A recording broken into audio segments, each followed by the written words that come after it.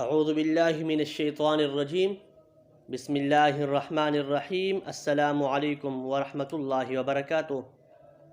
Knowledge of Islam channel میں خوش آمدید۔ میرے پیارے دوستو، امید ہے کہ آپ خیریت سے ہوں گے۔ میرے دل دعا ہے اللہ تبارک و تعالی ہم سب کو دین و دنیا کی بلائی عطا فرمائے، اور اس پرفتن دور میں اللہ تبارک و تعالی ہم سب کا خاتمہ بالایمان فرمائے۔ ابن عساکر میں یہ حدیث مبارکہ موجود ہے۔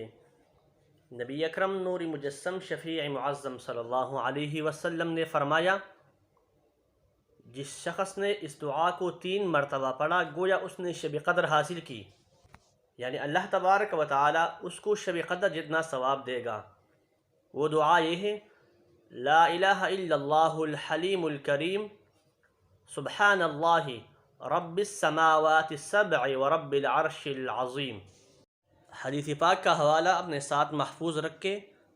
تاریخ ابن عساکر، جلد نمبر 19، صفحہ نمبر 329، حدیث نمبر 30۔ میرے پیارے دوستو، اگر آپ کو ہماری یہ ویڈیو پسند آئی ہو تو ہماری ویڈیو کو لائک کرنا، شیئر کرنا اور ہمارے چینل کو سبسکرائب کرنا نہ بھولیے گا۔ والسلام۔